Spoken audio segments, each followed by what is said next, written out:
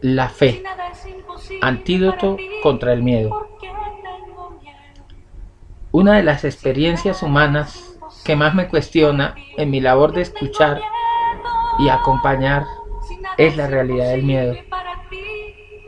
De esa especie de ansiedad o nerviosismo que nos asalta a los seres humanos cuando emprendemos una nueva tarea, cuando nos acecha la adversidad o enfrentamos un riesgo o una decisión difícil. También cuando nos exponemos física, moral o espiritualmente. Me estremece ver que de sentir miedo no se salva a nadie. ¿Quién no ha tenido miedo? ¿Quién no ha sentido miedo? Asustarse es de humanos.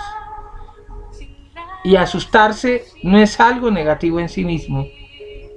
Es más bien un mecanismo de autoprotección que activa el sistema de alertas emocionales, espirituales y físicas con que Dios nos dotó, que activa la provisión, porque Dios quiere que todos los hombres se salven. Son llamados de auxilio que nos retan a buscar formas racionales de resolver las dificultades. Por eso, hay sustos que desatan en nosotros síntomas como retorcijones en el estómago, sensación de ansiedad, vacío, vértigos, taquicardias, cefaleas, migrañas, dificultades respiratorias. Y hasta se suele decir en el argot popular que cuando uno tiene miedo, a veces se desmaya y hasta se le van las luces. Sí, se le va la luz de la razón, se le va la luz de la gracia, se le va la luz del Espíritu Santo. Peor aún, hay sustos que evolucionan en pánico y nos pueden llevar a reacciones violentas o autodestructivas.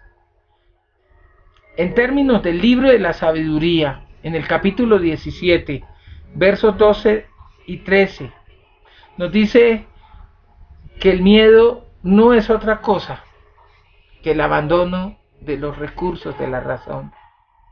El padre Tadeusz Taxer, en su libro Meditaciones sobre la fe, nos dice que el temor que nos enfrentamos nos hace culpables de tener miedo.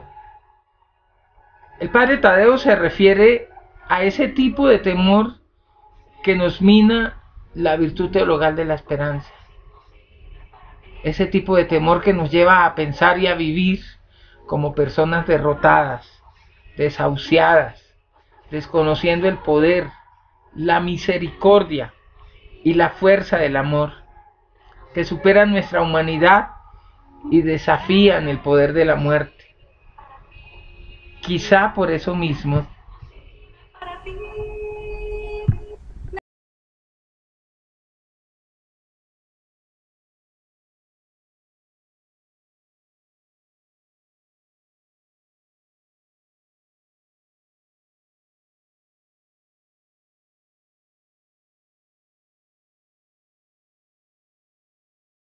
sí, se refiere a ese tipo de miedo que nos lleva a pensar y a vivir como personas derrotadas, desahuciadas, desconociendo el poder, la misericordia y la fuerza del amor de Dios, que superan nuestra humanidad y desafían el poder de la muerte.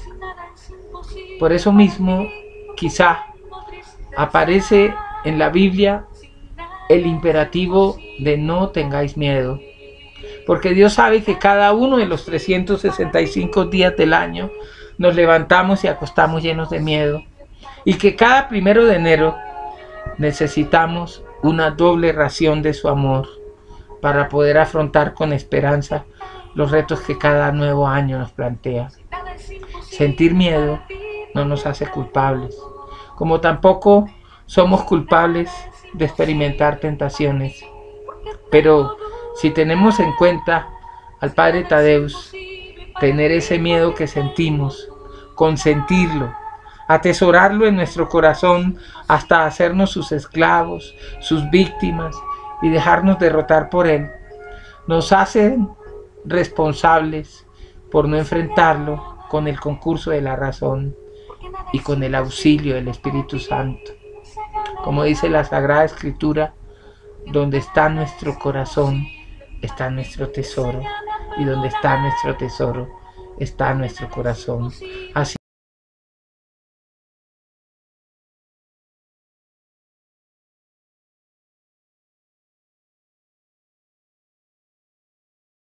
no es nada distinto a la fe. La fe es esa provisión, esa herramienta, esa capacidad, esa potestad, esa discreción que Dios nos dio para hacernos capaces de no abandonar los recursos de la razón cuando nos sentimos amenazados por algo o por alguien. Porque la fe es garantía y prueba de la acción protectora de Dios. Así nos lo deja claro la carta a los Hebreos en el capítulo 11, versículo 1. Asimismo, el Evangelio de San Mateo nos dice que para enfrentar y desplazar los obstáculos, que allí nos los dibuja como montañas, esos obstáculos que se atraviesan en el camino de la vida y que nos atemorizan, para eso necesitamos un corazón con la medida de un grano de mostaza. Mateo 17:20, es decir, un corazón humilde, sencillo, limpio, dócil, como el de los niños de brazos, como nos lo muestra el Salmo 131 sobre la confianza filial. Un corazón cuyo ser se mantiene sereno, seguro, confiado en el regazo materno. Muchas veces he sido testigo de esta verdad. Cuando la ciencia, la técnica, las instituciones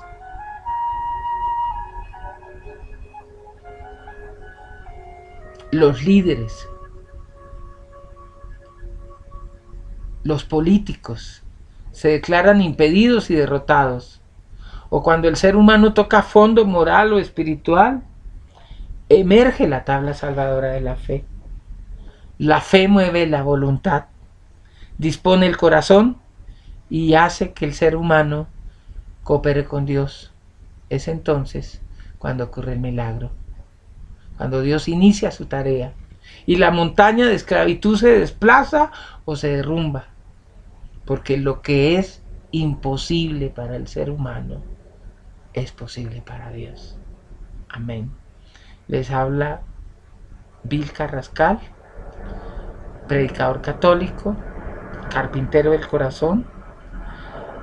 He querido compartir esta reflexión que sale de las entrañas de mi corazón y un aprendizaje que he ido logrando en tantos años de escuchar, en tantos años de tener el privilegio de entrar a corazones maltratados, a corazones lacerados, a corazones fracturados, a corazones llagados, pero también a corazones que arañan con la gracia del Espíritu Santo, con el amor de Dios, con la fuerza de la cruz que quiere arañar los cimientos de la esperanza. Estamos llamados para construir esperanza. Dios nos ha puesto en el mundo como constructores de esperanza, como sembradores de vida y esperanza. Y esa es nuestra tarea, ese es el propósito. Para construir esperanza, es decir, para poder llegar al cielo.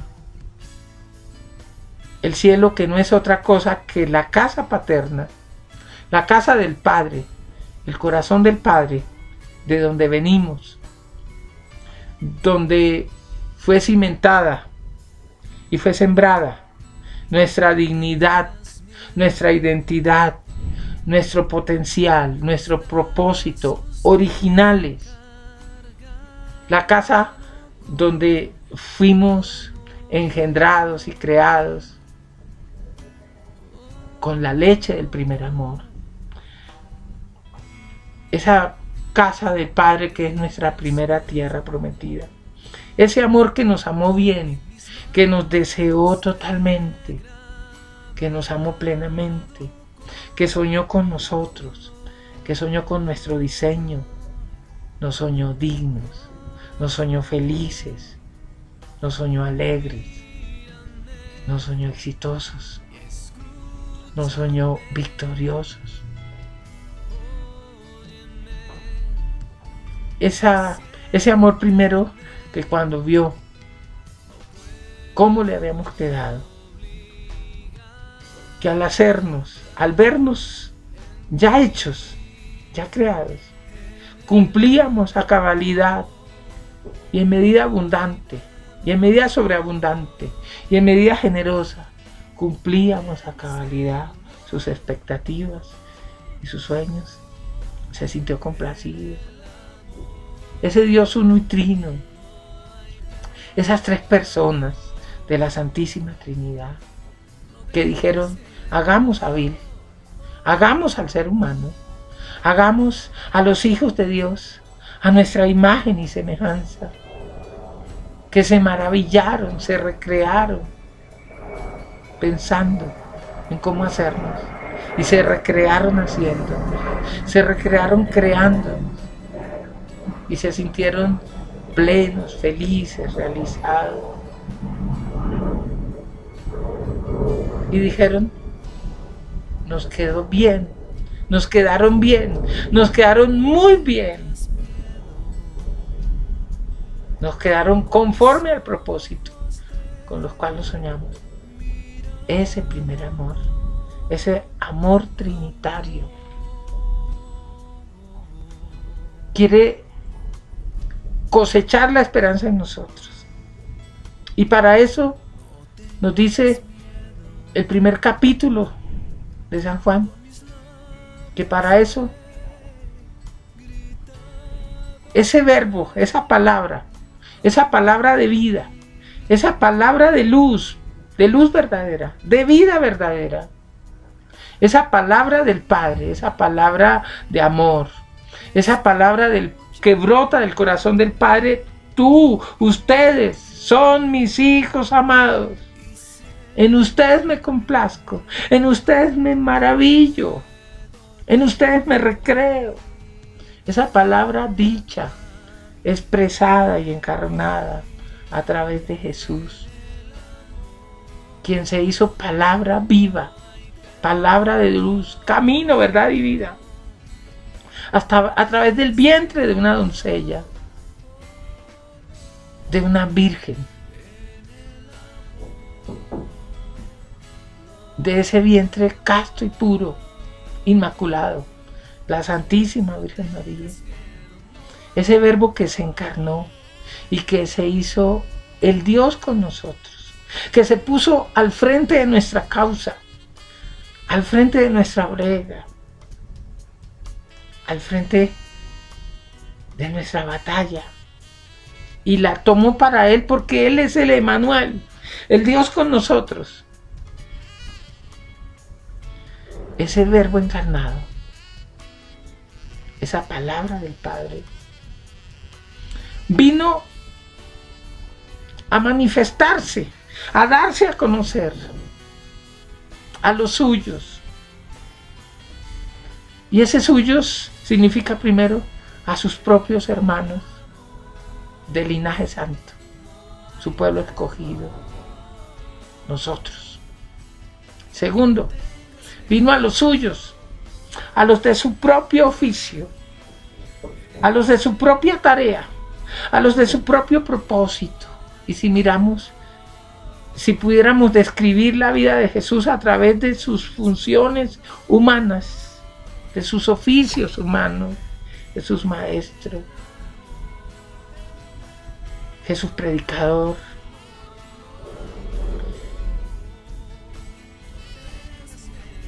Jesús juez,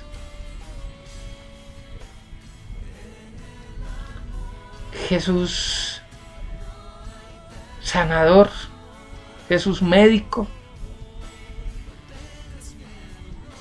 Jesús preceptor. Dice la raíz hebrea de vino a los suyos, que vino a los de su propio oficio, o diríamos a los de sus propios oficios, esos oficios que él representaba dignamente, inteligentemente. Pero dice que los de sus propios oficios no lo recibieron, no lo reconocieron, no lo pusieron en el centro de su tarea. Y por eso las tinieblas invadieron a esos oficios. Por eso las tinieblas se volvieron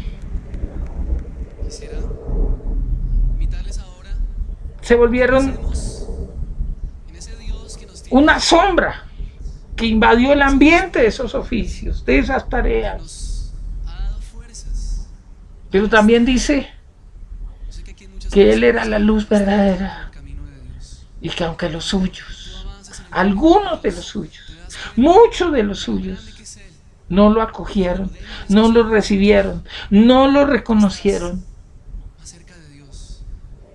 las tinieblas no lo vencieron. Las tinieblas no disiparon la luz. La luz se impuso como amor, como esperanza. Si nos disponemos para el Señor, le decimos: aquí estoy, Señor, es lo único que necesitamos, pero lo demás lo coloca Él, y Él perseverar en sus caminos. Y la luz brilla en nuestros corazones. La luz ha sido puesta en nuestros corazones y nos ha sido dada la luz de la fe desde el bautismo. Y dice también el Evangelio que está prohibido encender una luz y colocarla debajo de la mesa, colocarla debajo del celemín. Porque si yo coloco una vela encendida debajo de la silla, del sofá donde yo estoy, pueden pasar muchas cosas. Que se queme la silla, pero también puede pasar que se asfixie la vela, que se pierda el oxígeno. Y cuando nosotros no conocemos, no reconocemos, no recibimos a Jesús, que es camino, verdad, vida, luz y esperanza y sentido para nuestra vida, que es el que le da sentido al camino de retorno a la casa paterna, nuestro cielo, entonces perdemos el aliento de vida, se nos van las luces, nos desmayamos y los recursos de la razón, los recursos de la gracia se ven anulados, se ven confundidos. Pero si aún en medio de la tempestad, de la tormenta, de las cordilleras que se nos imponen, de los obstáculos, de las afrentas humanas, de la imposición del poder, del despotismo de los corruptos, si aún en medio de todo eso hacemos silencio interior y confesamos que Jesús es el Señor, y dejamos que brote de nosotros el Espíritu Santo, que controle nuestros sentimientos y que controle la situación y que controle a esos faraones, a esas murallas de Jericó, a esas montañas, esas grandes montañas babilónicas que se nos oponen. Entonces, Él, que es la luz verdadera y la luz plena, viene a renovar la nuestra, recibida en el bautismo. Y el Espíritu Santo ilumina y disipa esas tinieblas desplaza esas montañas, las derriba. Aquellas montañas que parecen imposibles, como de Babilonia, las rompe a pedazos, las desbarata a pedazos. Las pone por tierra a pedazos.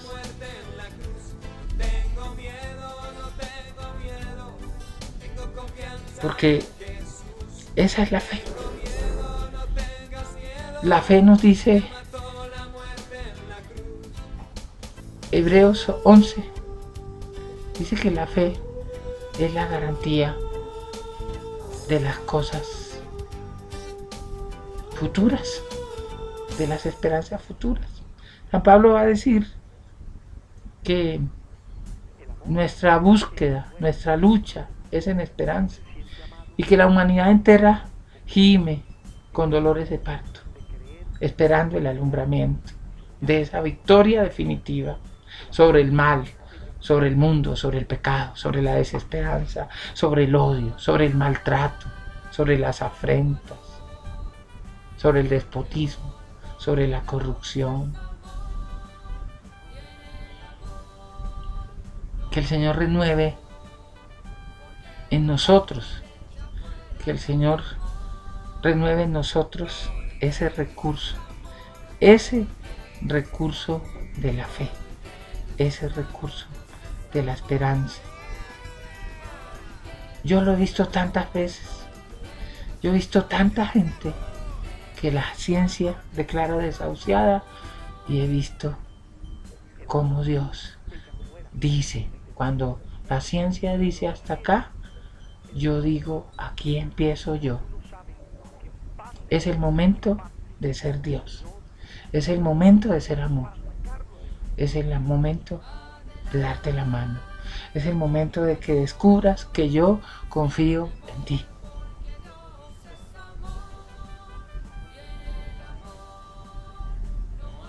Señor Jesús, queremos alabarte y queremos bendecirte por tu gran amor y por tu gran esperanza. Gracias porque nos haces capaces, porque nos haces sensatos y porque nos creaste con dignidad. Hoy queremos llegar al cielo y pedirte que no nos niegues ese cielo. Pedirte que podamos volver a casa, que podamos volver al comienzo, porque en el principio fuimos felices, como nos lo recuerda San Agustín, y conocimos la bienaventuranza, dice San Agustín, por lo menos a través de Adán. Porque en el principio el verbo, la conjugación del amor primero,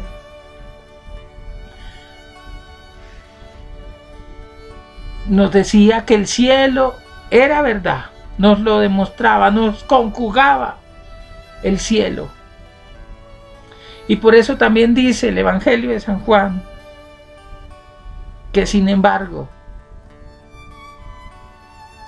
de los suyos, de los tuyos, también hubo una porción abundante que te conoció, que te reconoció, que te acogió,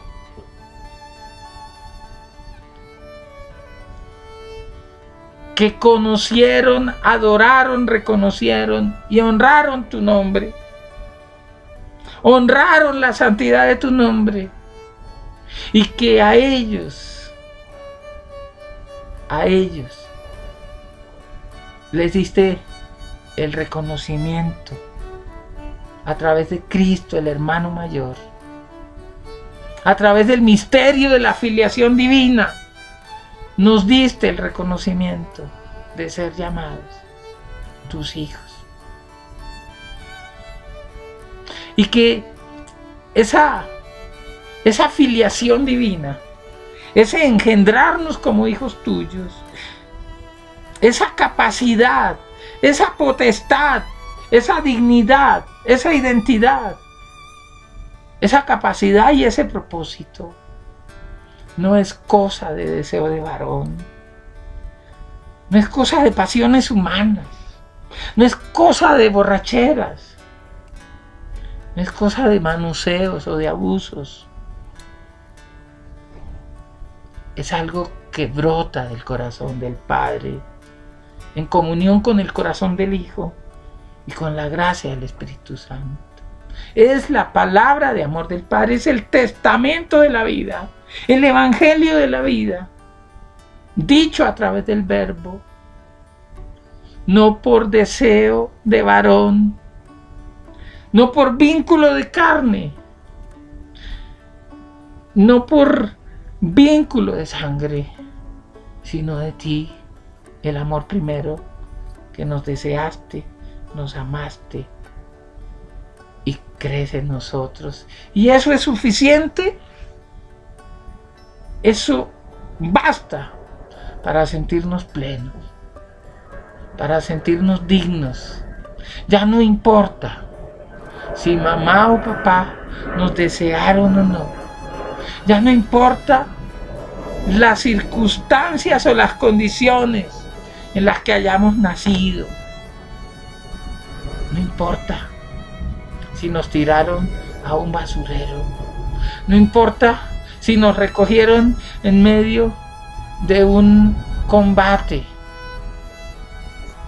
No importa si nacimos de un vientre violado, mancillado, abusado, invadido. No importa si quisieron abortarnos.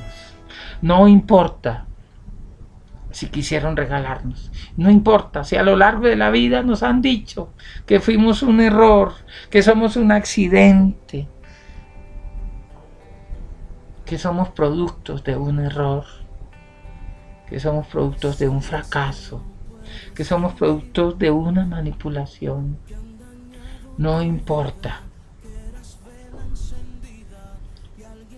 si fue fecundación in vitro, porque allí también, en ese acto, Dios Padre, Dios Hijo y Dios Espíritu Santo, con la semilla del óvulo y la semilla del espermatozoide, ahí también participó el primer amor.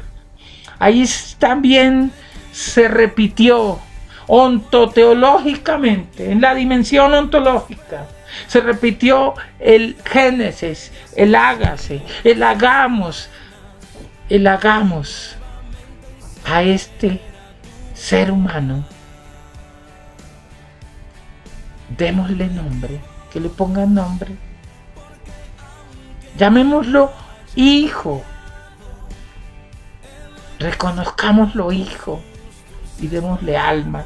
Y el alma no es otra cosa que la garantía de retorno, el salvoconducto de retorno a la casa paterna, porque el alma tiene alas, porque el alma tiene la chispa del Espíritu Santo a través de las potencias, la voluntad, la inteligencia, la memoria, que son como las baterías del carro, una batería trinitaria que se activa con la gracia, una chispa que se enciende con la unción del Espíritu Santo. Y esas alas son las que son las alas que tienen el radar, que tienen las coordenadas, que tienen la brújula para volver a casa. En este peregrinar de este mundo que pasa, este peregrinar por este mundo que pasa, por este mundo donde sentimos la nostalgia de la casa paterna, pero para que esas alas puedan llegar al cielo, para que ese radar, esa brújula se activen y las agujas marquen el derrotero de retorno a casa, esas alas no pueden estar amarradas. Esa brújula no puede estar anclada. Esa aguja no puede estar oxidada. No podemos ser esclavos de nada ni de nadie. No podemos amar a nada ni a nadie por encima del amor primero. No podemos ser esclavos del miedo, ser esclavos de la seducción, ser esclavos de los deseos, ser esclavo del que dirán, ser esclavos del placer, del tener, del poder, o ser esclavos incluso del prurito de novedades, o del prurito del milagro, o del prurito de la manifestación. No podemos ser esclavos ni siquiera de las cosas de Dios, porque Dios es más grande que sus propias cosas. Dios es más grande que sus propios dones. Dios es más grande que sus propios milagros. Dios es más grande que nuestro propio pecado y nuestra propia sinrazón. Por eso debemos levantarnos en victoria. La clave está en abrazar la cruz, porque en la cruz fuimos redimidos, porque Cristo pagó un precio muy alto por una deuda que era impagable. A nadie debáis nada sino amor. La deuda de amor es impagable. Siempre en el libro contable del amor el saldo estará en rojo. Siempre habrá una llamada que no hicimos, una palabra de aliento que no dimos, un perdón que no acogimos, una gratitud que no expresamos, un perdón que no expresamos. Siempre, siempre estaremos en deuda con el amor. Por eso esa deuda impagable se pagó con vida, se pagó con sangre.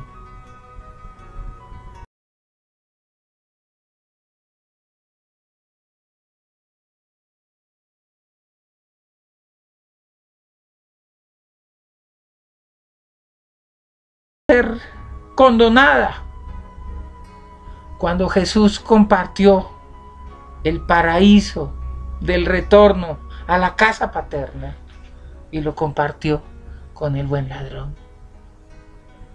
Pero también Jesús sabemos que murió por el otro ladrón, porque Jesús en la cruz pagó todas las deudas, canceló todas las deudas, las redimió, todas las multas, todas las sanciones, todas las secuelas,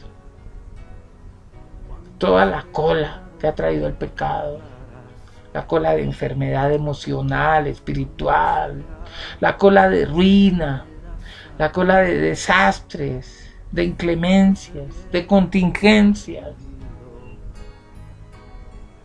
la cola de poco bienestar, de infelicidad, de depresiones. Jesús canceló todas las deudas, porque para ser libre Él nos liberó y porque Él murió por todo el hombre y por todos los hombres. Él vino a redimir todo lo que somos, todo lo que sentimos, todo lo que amamos, todo lo que esperamos, todo lo que tenemos. Vino a liberarnos del peso que nos esclavizaba, del peso que esclavizaba nuestras alas, que las amarraba, que las anclaba, las alas del alma. Y vino a dejarnos volar.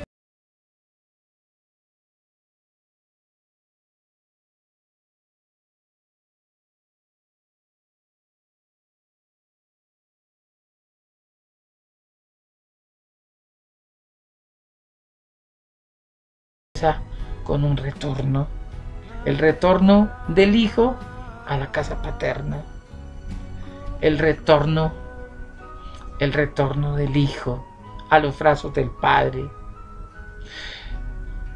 Y ese proceso de restauración, de restitución de la herencia, se da cuando el hijo pródigo toma conciencia del derroche de la herencia y que ha desperdiciado el amor y el corazón del padre y lo ha cambiado por algarrobas, por comida de marranos y de cerdos.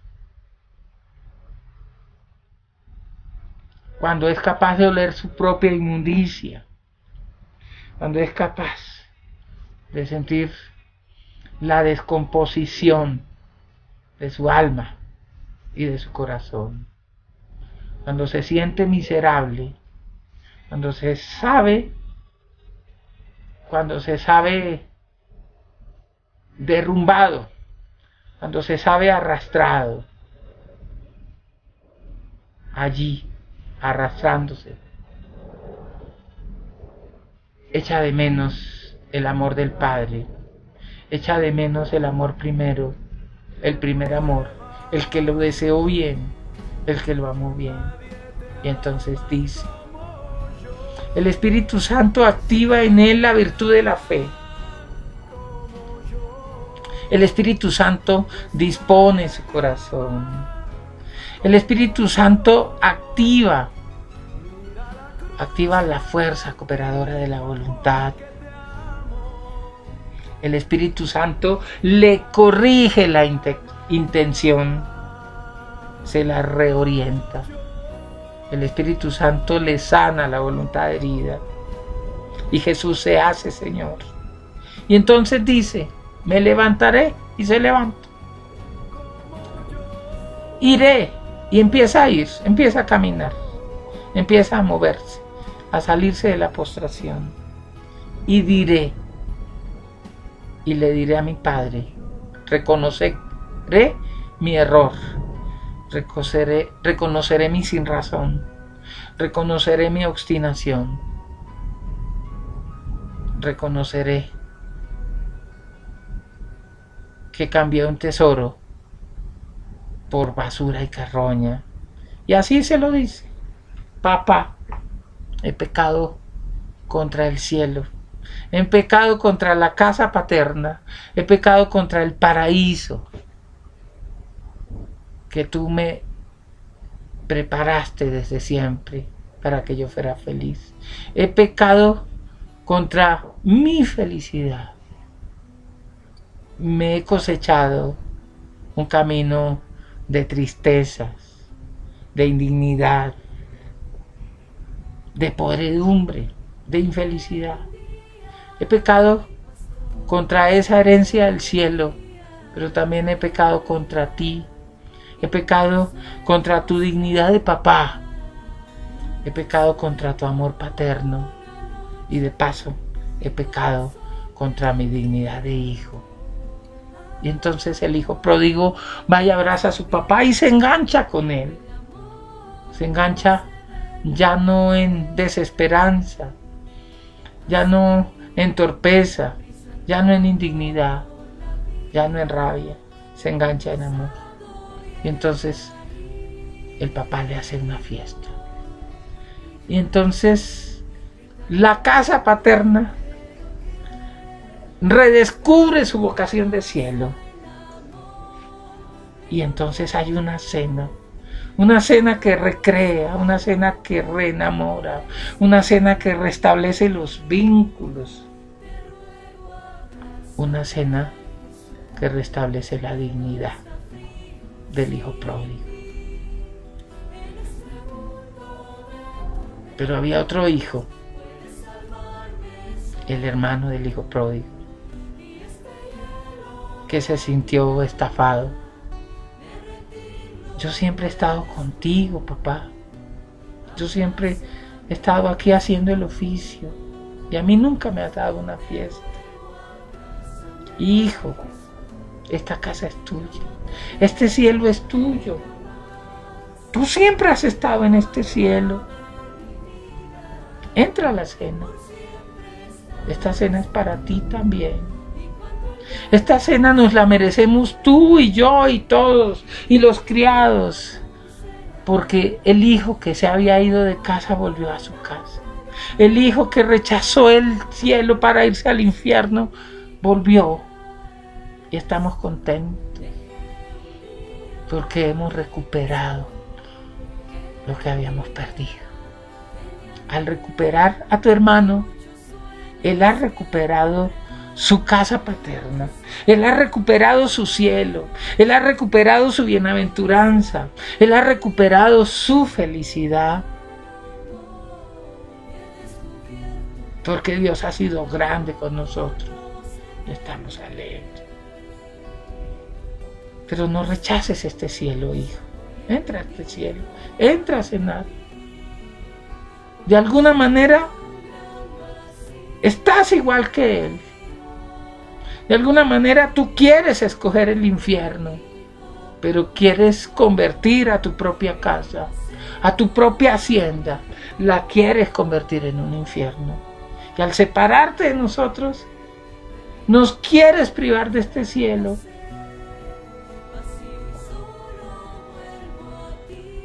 Si tú estás en el papel del hijo pródigo, en la situación del hijo pródigo, o en la situación del hermano del hijo pródigo, por favor no escojas el infierno, no escojas la miseria, no escojas la carroña, no escojas algarrobas, no te segregues de la fiesta, no escojas la infelicidad en tu propia casa, en tu propia familia. No escojas el hambre, pudiendo estar nutrido. No escojas la miseria, pudiendo tener riqueza. No escojas la carencia, pudiendo tener abundancia. No escojas el dolor, pudiendo tener amor. No escojas la infelicidad, pudiendo tener cielo y felicidad. No escojas las heridas, pudiendo tener salud. Agárrate de la cruz, déjate redimir, asume la cruz, asume la redención, abrázate a la cruz y dile a Jesús que comparta contigo desde la cruz el abrazo del Padre, porque el Padre nunca abandonó a Jesús. Y por eso Jesús le encomendó su espíritu. Dile a Jesús que encomiende tu espíritu dolido, afligido, anclado, amarrado, tu alma sedienta, tu inteligencia bloqueada o tu inteligencia alienada, tu voluntad herida, tu fragilidad, tu incapacidad de tomar decisiones, tu letargo espiritual. Y dile a Jesús que te recuerde cómo es la casa paterna, cómo son los salones, la sala, el comedor, tu habitación, las terrazas, cómo son las cenas en esa casa. Y anímate, levántate, ve, camina y dile: he pecado, he sido tonto, porque pudiendo vivir muy bien, he vivido muy mal. He sido un tonto porque me gusta darme mala vida, pudiendo tener una vida buena. Abrázame, papá, dile, abrázame, papá Dios. Abrázame, Jesús, abrázame, hermano mayor, abrázame. Entremos a la fiesta, entremos al comedor y participemos juntos de la cena que recrea en amor. Amén. Dios los bendiga.